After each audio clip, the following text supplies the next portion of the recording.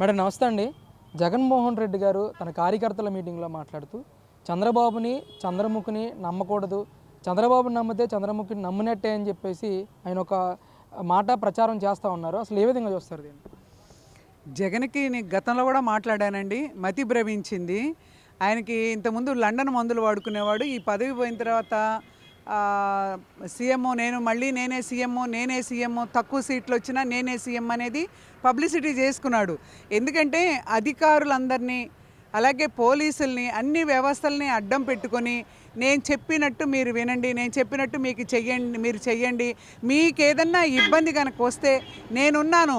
ఎందుకంటే మళ్ళీ నేనే సీఎం అయ్యేది, తక్కువ సీట్లు వచ్చినా కూడా మళ్ళీ నేనే సీఎం అవుతాను కనుక మీ అందరికీ ఇబ్బంది రాకుండా మీ అందరినీ నేను జాగ్రత్తగా చూసుకుంటా, నేనున్నాను మీకు అని చెప్పి మాట్లాడాడు. ఇప్పుడు 11 సీట్లకు పరిమితం అయ్యాడు. ఈ 11 సీట్లు పరిమితం అయ్యాక కూడా ఆయనకి ఏమైందంటే ఒకటి ప్రిస్టేషను. ఎలా 11 సీట్లు వచ్చినాయి అనేది అర్థం కాని పరిస్థితి. 11 సీట్లు వచ్చినాయి కదా, దీన్ని రెక్టిఫై చేసుకుందాం, మా తప్పులు ఏమున్నాయో, మేమేం పొరపాట్లు చేస్తే జనం మాకు మరీ దారుణంగా 11 సీట్లు ఇచ్చారనేది ఆలోచించుకోవాలా. అది ఆలోచించుకోవాలంటే మైండ్ సరిగా ఉండాలా. ఆయనకు మైండ్ పోయి ఆ లండన్ మందులు కూడా పనిచేయకుండా పిచ్చెక్కినోడిలాగా ఏదేదో మాట్లాడుతున్నారు. గతంలో మనం చూసాము, జైలు దగ్గరికి కూడా వచ్చి ఒక నాయకుడిని పలకరించడానికి వచ్చి ఆ రోజు కూడా అట్లాగే మాట్లాడాడు. పిచ్చి మాటలు, పిల్లలందరినీ రండి మీకు పథకాలు అంటున్నాడు జగన్ బాబు గారు, ఆ పథకాలన్నీ మోసం, అట్లా కూడా మాట్లాడాడు. తను ఏం మాట్లాడుతున్నాడో తెలియనటువంటి పరిస్థితుల్లో మాట్లాడుతున్నటువంటి జగన్ మాటల్ని ఈ రాష్ట్ర ప్రజలు ఎవరు ఇంకా పట్టించుకునే పరిస్థితి లేరు. మీరు చంద్రముఖి అంటానికి లేకపోతే చంద్రబాబు నమ్మొద్దనడానికి నువ్వెవరు అసలు? నిన్ను నమ్మకనే 5 ఏళ్ళు నీ పరిపాలన చూసే, 5 ఏళ్ళు నువ్వు రాష్ట్రాన్ని రావణ కాష్టంలాగా రాజారెడ్డి రాజ్యంలాగా పరిపాలించిన నువ్వు ఇక చంద్రబాబుని విమర్శించే నైతిక హక్కు నీకు అసలు లేదు. ఆ రోజు నువ్వు 3 రాజధానులు అన్నావు కట్ల, రోడ్లు అన్నావు గుంతలు రోడ్లు, పోలవరం అన్నావు పోలవరం కట్టెలా, అలాగే దిశ చట్టం తెచ్చావు, దిశ చట్టం లేదు, వాగులో చట్టం లేదు, అమలు లేని చట్టాన్ని తీసుకొచ్చావు, మహిళలకు రక్షణ లేకుండా చేసావు, గంధం మద్యానికి అలవాటు చేసి యువతని నిర్వీర్యం చేసి ఉద్యోగాలు 1,00,000 ఉద్యోగాలు అన్నావు, నువ్వు జాబ్ క్యాలెండర్ అన్నావు, ఆ యువతకు ఉద్యోగాలు లేకుండా చేసావు. ఇలా అన్ని రంగాల్ని నిర్వీర్యం చేసింది ఎవరు అంటే ఈ చరిత్రలో, మన భారతదేశ చరిత్రలో రాష్ట్రాన్ని నిర్వీర్యం చేసినటువంటి ఘనుడు ఎవరన్నా ఉన్నాడంటే జగన్మోహన్ రెడ్డి. అలాంటి జగన్మోహన్ రెడ్డి ఎలా చంద్రబాబు నాయుడు గారిని విమర్శించాడు, చంద్రముఖితో పోల్చాడు, నమ్మొద్దు అని చెప్తే చిన్నపిల్లలు కూడా నీ మాటలు నమ్మే పరిస్థితి లేదు. ఇవాళ వచ్చి 7 నెలల కాలం అండి, 7 నెలల్లోనే చంద్రబాబు నాయుడు గారు చూడండి, ఇవాళ రోడ్లో ప్రయాణం చేయండి, ఎవరైనా గుంతలు పూడ్చారు అప్పుడే. ఇంకా చాలా చోట్ల ఎక్కడన్నా ఇంకా మారుమూల గ్రామాల్లో కూడా నిన్న పవన్ కళ్యాణ్ గారు కూడా చెప్పారు, డోలీలు కట్టుకొని వెళ్ళే పరిస్థితి కూడా రాకుండా చేస్తాం మేము ఈ రాష్ట్రంలో ఎక్కడైనా సరే రోడ్లు సమస్య అనేది లేకుండా మారుమూల గ్రామాలకు కూడా. గతంలో లోకేష్ గారు పంచాయతీ శాఖ మంత్రిగా ఉన్నప్పుడు లోకేష్ గారు చాలా వరకు 95% ఆయన పూర్తి చేశాడు. ఇంకా ఈ 5 ఏళ్లలో మీరు అన్ని గుంతలు పెట్టారు. ఆ రోడ్లన్నీ కూడా యాక్సిడెంట్లు, గందరగోళాలు, ఎంత ఇబ్బంది పడ్డారో ప్రజలు. ఇవాళ మళ్ళీ సంక్రాంతి నాటికి ఎక్కడైనా రోడ్డు దగ్గర గుంత కనపడితే నేను ఒప్పుకోనని చెప్పి చంద్రబాబు నాయుడు గారు స్టేట్మెంట్లు ఇస్తున్నారు. ముఖ్యమంత్రి కానివ్వండి, ఉప ముఖ్యమంత్రి కానివ్వండి, నారా లోకేష్ గారు కానివ్వండి, స్పష్టంగా చెప్తా ఉన్నారు, ఈ రాష్ట్ర అభివృద్ధి కోసమే పనిచేసే వాళ్ళు ఆ నాయకులు ఈ రాష్ట్రం కోసం, ఈ రాష్ట్ర ప్రజల కోసం పనిచేస్తారు తప్ప నీలా స్వార్థం కోసం పనిచేయరు. నీలాగా ద్వేషం, కుళ్ళు అసలు అలా ఉంటే ఈ పాటికి నేను ఒక మాట చెప్తున్నాను, చంద్రబాబు నాయుడు గారు జగన్మోహన్ రెడ్డి లాంటి మనిషి అయితే కనుక ఈ పాటికి జగన్మోహన్ రెడ్డి గ్యాంగ్ అంతా కూడా అరెస్ట్ అయ్యి జైల్లో కూర్చునేవాళ్ళు. బయట ఎక్కడ మీరు తిరిగి ఇట్లా ప్రెస్ మీట్లు కూడా పెట్టనిచ్చే పరిస్థితి ఉండదు నీలా మనస్తత్వం ఉంటే కనుక. కానీ అభివృద్ధి మీద, డెవలప్మెంట్ మీద కేటాయించారు. ఆ ముగ్గురు కూడా ఆ దిశగా ప్రయాణం చేస్తూ ఉన్నారు, ఆ దిశగా ఆలోచిస్తూ ఉన్నారు, ఆ దిశగానే పనిచేస్తూ ఉన్నారు.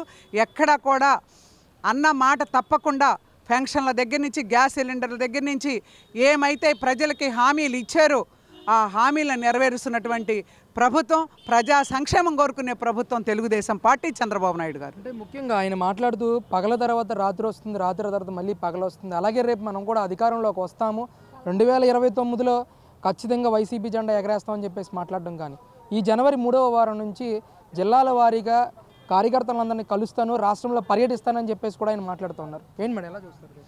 జమిలీ ఎన్నికలు వస్తాయి, జమినీ ఎన్నికలు వస్తాయి కాబట్టి ఇవాళ రేపే ప్రభుత్వాలు మారుతూ ఉంటాయి, మళ్ళీ నేను రానివ్వండి చెప్తాను మీ సంగతి అని చెప్పి మాట్లాడి నువ్వు ఎస్సీలు, ఎస్టీలు, బీసీలు, మైనార్టీలు ఎవరిని చూడకుండా అందరినీ కూడా అడ్డదిడ్డంగా అరెస్టులు చేయించి లోపలేయించిన గనుడా నువ్వు. ఇంకా నువ్వు రేపు జనవరి 3వ వారంలో నువ్వు ప్రజల్లోకి రావడానికి నీ కార్యకర్తలు ఎక్కడున్నారు?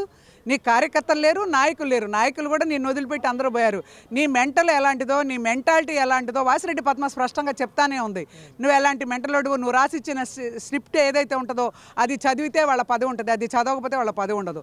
లేదా నిన్ను 10 సార్లు చంద్రబాబు నాయుడు గారిని, లోకేష్ గారిని తిడితే వాళ్ళకి పదవి ఉంచుతావు, లేకపోతే వాళ్ళ పదవి పీకేస్తావు, లేకపోతే ఇంకెవరన్నా బాగా తిడితే వాళ్ళకి ప్రమోషన్లు ఇస్తావు. ఇలాంటి దిక్కుమాలిన పరిపాలన పోయిందో దేవుడాన్ని ప్రజలందరూ సంతోషంగా హ్యాపీగా ఉంటే ఇవాళ మళ్ళీ నీ ఏడుపేంటి మధ్యలో? ఇవాళ నిన్ను పట్టించుకునేవాళ్ళు లేరు. నువ్వు పాదయాత్ర కాదు కదా, నువ్వు తలకిందులుగా తపస్సు చేసినా, తలకింది పెట్టి కాళ్ళు పైకి పెట్టి తపస్సు చేసినా నిన్ను పట్టించుకుని అయ్యో పాపం జగన్ అనేవాళ్ళు లేరు. ఎందుకంటే విసికి వేసారిపోయింది ఈ రాష్ట్ర ప్రజలందరూ కూడా వేసారిపోయారు. ఒక రకంగా చెప్పాలంటే భయాందోళనలో బ్రతికారు 5 ఏళ్ళు కూడా. నోరు తెరిచి వాస్తవం మాట్లాడిన దళిత డాక్టర్ను కూడా నువ్వు ఈడ్చిచ్చి కొట్టి చంపిన దరిద్రుడివి, నీచుడు నువ్వు. ఇలాంటి దరిద్రుడివి. ఒక 10 ఏళ్ల పిల్లాడండి, బీసీ పిల్లాడు. మా అక్కని మీరు ఏం చెయ్యొద్దు బాబు అని చెప్పి దండం పెట్టి వేడుకుంటే పెట్రోల్ పోసి సైకిల్ మీద వెళ్ళే పిల్లాడిని, 10th క్లాస్ చదివే పిల్లాడిని పెట్రోల్ పోసి చంపేసినటువంటి ఘనత చరిత్ర మీది. అలాంటి దరిద్రుడు, అలాంటి రాక్షస పరిపాలన చేసిన మీరు ఇవాళ మీరు పాదయాత్రలు కాదు కదా, నేనంటే తలకిందులుగా తపస్సు చేసినా మీకు ఇంకా జనం మిమ్మల్ని పట్టించుకునే పరిస్థితి కానీ, ఇంకా రానున్న రోజుల్లో ఇంకేదన్నా మీకు ఆసిందేమో అది కూడా వదిలేసుకోండి. నిన్ను కేడర్ వదిలేశారు, అలాగే మంత్రులు వదిలేశారు, మాజీ మంత్రులు, అలాగే ఉన్న మాజీ ఎమ్మెల్యేలు, ఉన్న 10 మంది ఎమ్మెల్యేలు కూడా అందరూ నిన్ను వదిలిపెట్టిపోయే పరిస్థితి వచ్చింది. నీ మనస్తత్వం సైకో. చంద్రబాబు నాయుడు గారు ఫస్ట్లో చెప్పారు సైకో పరిపాలనని. నీలాంటి సైకోని భరించలేక ఈ జనం అంతా, రాష్ట్ర ప్రజలంతా వదిలించుకున్నారు. ఇక మీకు దండం. 2047 విజన్ కాదు 420 విజన్ అని చెప్పేసి ఆయన ఆరోపణలు చేస్తున్నారు. చంద్రబాబు నాయుడు గారి విజన్ గురించి దేశవ్యాప్తంగా చర్చించుకుంటున్నారు. ఆయన విజన్ గల విజన్ లీడరు. అభివృద్ధి అంటే చంద్రబాబు నాయుడు గారు అంటే అభివృద్ధి. ఆయన 2047లో ఎలా ఉండాలి అప్పుడు చెప్పారు మనకి. 2000 సంవత్సరంలో ఎలా అయితే రాష్ట్రం అభివృద్ధి అవుతుందో చెప్పాడు. ఈరోజు కూడా చెప్పాడు ఆయన చెప్పింది ఏదన్నా ఉంటే అది జరుగుతుంది. హైదరాబాద్ని ఎంత డెవలప్ చేశారండి. ఇవాళ హైదరాబాద్ని చూసి అది ఎక్కడో ఉంది, మన రాష్ట్రం కాదు అనుకుంటున్నారు బయట నుంచి వచ్చిన వాళ్ళు. అంత డెవలప్ చేసిన గనుడు చంద్రబాబు నాయుడు గారు.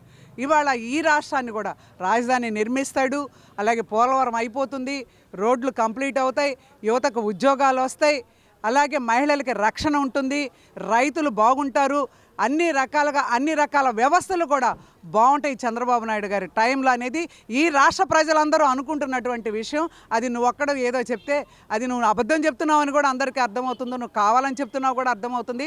నీ సైకో మెంటాలిటీ ఇప్పటికైనా పోగొట్టుకొని ఆ లండన్లో మందులు పనిచేయకపోతే ఇంకెక్కడ తెచ్చుకొని నయం చేయించుకొని ఈ రోగాన్ని.